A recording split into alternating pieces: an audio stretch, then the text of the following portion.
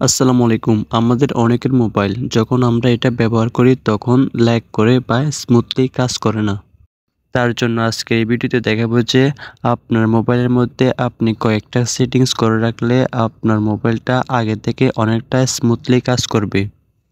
তো আপনি এই সেটিংসগুলা কিভাবে করবেন এটা আজকের এই ভিডিওতে দেখিয়ে দিব।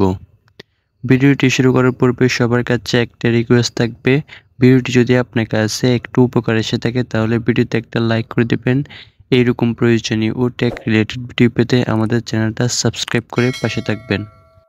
তো আর বেশি কথা বাড়াবো না, চলুন ভিডিওটা শুরু করি।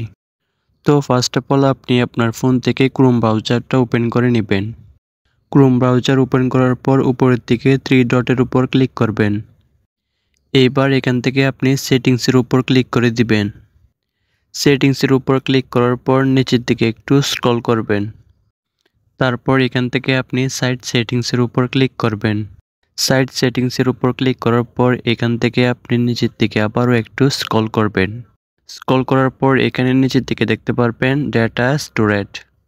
তো এখান থেকে আপনি সিম্পলি ডেটা স্টোরেজের উপর ক্লিক করে দিবেন। ডেটা স্টোরেজের উপর ক্লিক করার পর এখানে আপনি নিচের দিকে দেখতে পারবেন ডিলিট অল ডেটা। তো আপনি সিম্পলি ডিলিট অল ডাটার উপর ক্লিক করে দিবেন।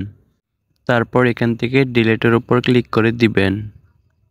আপনি ক্রোম থেকে যতগুলো সাইট ওপেন করেছেন সবগুলো সাইট আপনার স্টোরেজ দখল করে নিয়েছে। তো এগুলো ডিলিট করার সাথে সাথে আপনার স্টোরেজ থেকে এগুলো ডিলিট হয়ে যাবে। তো এতে আপনার স্টোরেজটা অনেকটা খালি হয়ে যাবে, যার ফলে আপনার মোবাইলটা আগে থেকে অনেকটা স্মুথলি কাজ করবে। আপনার ফোনে স্টোরেজ কমানোর জন্য এখান থেকে আপনি একটু উপরের দিকে যাবেন। তারপর এখান থেকে আপনি অল সাইটসের উপর ক্লিক করবেন। এবার এখান থেকে আপনি ডিলেট ব্রাউজিং ডাটার উপর ক্লিক করবেন। তারপর এখান থেকে আপনি অ্যারো চিহ্নের উপর ক্লিক করবেন। তারপর এখানে আপনি অল টাইম সিলেক্ট করে দিবেন। তো এখানে আপনি অল সিলেক্ট করার ফলে আপনি ক্রোমের মধ্যে যতগুলো সাইটে ব্রাউজ করেছেন বা ওপেন করেছেন সবগুলো সাইট যতটুকু আপনার ডেটা দখল করেছে এখানে ডিলিটের উপর ক্লিক করার সাথে সাথে আপনার সকল ডেটা ডিলিট হয়ে যাবে। তো এখানে আপনি দেখতে পাচ্ছেন ডিলিটেড ক্রোম ডেটা। এখানে আপনি নিচের দিকে দেখতে পাবেন ওকে গট ইট, এটার উপর ক্লিক করে দিবেন।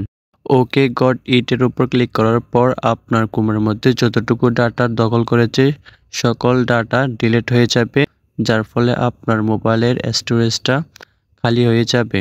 যেহেতু আপনার মোবাইলের স্টোরেজটা খালি হয়ে যাবে সেহেতু আপনার মোবাইলটা আরও একটু স্মুথলি কাজ করবে।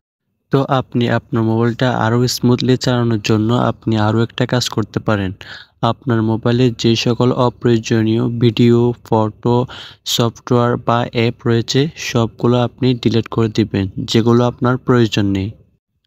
তো যদি আপনি আপনার অপ্রয়োজনীয় সকল ভিডিও, ফটো, অ্যাপ ডিলিট করে দেন তাহলে আপনার মোবাইলের স্টোরেজটা অনেকটা খালি হয়ে যাবে। এতে আপনার মোবাইলটা অনেকটা ফাস্ট এবং স্মুথলি কাজ করবে।